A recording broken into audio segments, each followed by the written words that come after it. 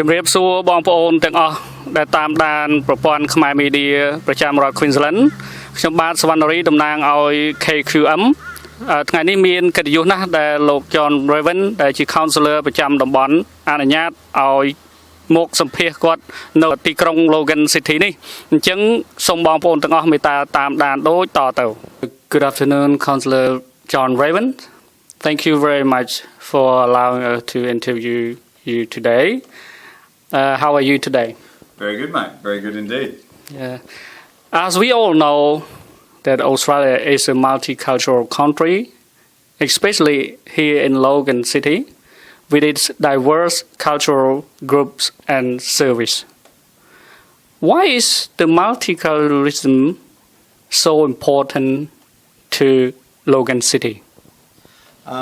One of the things that a lot of people don't realise, Savannah, is that Logan is actually the most multicultural city in the world by square kilometre. So there's more people per square kilometre, more cultures I should say, per square kilometre than anywhere else in the world, even more than places like New York and places that we think of being very multicultural cities. And that is very important for Logan because it sets us apart from other cities in Australia, and it's actually one of our great strengths because the more diversity you have, the more attitudes and cultures and different points of view that you can have that makes the city much better to live in.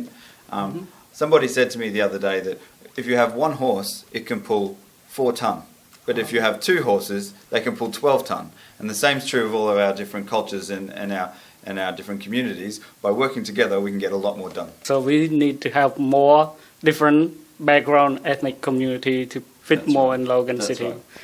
And on the 3rd Avenue, Marsden, there is a beautiful Khmer temple.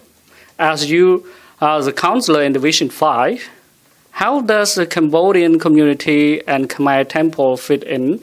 And can you please explain how does the Khmer temple contribute to our city of Logan? Well, you are right. It is a beautiful temple, and it's renowned across southeast Queensland. So the other day, I was talking to a Thai lady. She lives in Holland Park, and she was saying to me that she would rather come to the Khmer temple than go to the Thai temple because the Khmer temple was much more authentic. It made her feel more like she was at home instead of being like commercial. So that's something that's bringing people from all over southeast Queensland to come and see Logan, but to come and see the Khmer temple as well. So it really is a tourist attraction because it's open all the time. People can drive in and have a look. It's very, very impressive when people drive past, and it's like a little hidden hideaway that's just because 3rd Avenue is a pretty busy road. Most people wouldn't expect to find a temple there, and it fits in just nicely, set off the back, and all the neighbours love it as well. So and I know whenever there's events on, people come to enjoy the food and all that sort of thing that the Cambodian culture has to share. And the Cambodian people are very, very generous with their time and obviously help the community wherever they can. And as you're a councillor, how often do you visit the Khmer temple in Marsden? It's probably every few weeks. I'd say I'm usually there at least once a month and sometimes more often, like around Cambodian New Year, things like that. There's more events on. But I would drive past the temple every day on my way to and from work. So I'm always looking at it. There's a school just across the road from it. I regularly visit that school as well. So I see the temple all the time. Oh, that's a good plan. With every special occasion that you have visited the temple, so what can you describe about the Khmer people and culture? About the Khmer people and the culture. Well, the food, for starters, is amazing. I love the Cambodian food. It's so delicious, and I really love the way the flavours combine. There are some dishes that, like the cucumber salad. I hate cucumber, but when it's in the cucumber salad, I love it. So that I won't eat the cucumber unless I come to the temple. So, and of course the music and the dancing as well. I always love to be there for Cambodian New Year, and that's obviously coming up very soon. And just the way that you maintain your culture by having the children still learn to dance and obviously still learn the language is so important, and I'm really glad to be able to share that with you. Thank you very much. And the last question is, you councillor, this is the first term as a councillor working in Division 5. What have you done to support and promote the Khmer temple on 3rd Avenue, Marsden? It is my first term, and so straight away when I got elected, I went and spoke to the temple and said, what can I do to help? and they told me that it was hard for people to find their way there from the highway sometimes.